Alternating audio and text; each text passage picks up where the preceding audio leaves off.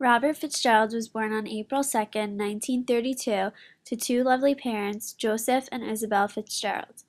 He was one of six children, four boys and two girls. He was a native of Cedarhurst, New York, and during his childhood lived with his parents and grandparents, Joseph and Honora.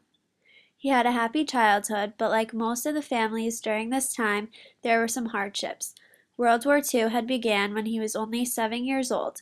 His dad was in the war, and during this time, him and his siblings did everything they could to help out their mom.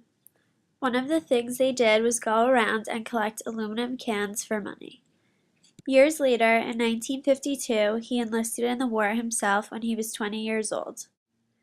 In his 20s, he also got very into baseball, and it was always a passion of his. A few years later, he met Carol Creasy and soon married her. They had four children, Robert, Joseph, Teresa, and Peter. To support his family, he was a volunteer firefighter at Lawrence Cedarhurst Fire Department and also worked as a janitor at Lilco. Unfortunately for Robert and Carol, their marriage ended after a few years. He met Barbara Mazzacchio, his second love, a few years later, and they stayed together and lived together, although they were never married.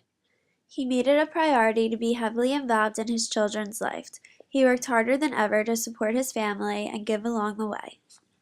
In the fire department, he worked his way up to higher-ranking jobs like chief, commissioner, and financial secretary. He was also a former chairman of the Nassau County 3rd Battalion Fire Chiefs Club and accumulated 40 years as a member of the Nassau County and New York State Fire Chiefs Association. He was a generous, giving man. He was committed to people and gave all that he had in everything he did. At his job at Lilco, where he started as a janitor, he ended up leaving the company as business manager of Local 1381. He was with the company for 33 years and retired when he was 65 years old. His positions there also included shop steward, executive board member, elected delegate, treasurer and business manager, and financial secretary. During this time period, he also had four grandchildren, all from his son Joseph, named Christine, Thomas, Matthew, and Samantha. In his spare time, he spent time with them, going to everything from Little League games, school assemblies, and bake sales. If you were ever looking for Robert, you could always find him on the golf course, at the racetrack, playing softball, at the firehouse, or with his family and friends.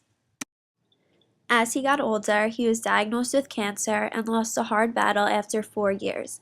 The last years of his life was hard to watch, especially for his loved ones. The man who always cared about and gave to others finally needed to be taken care of himself.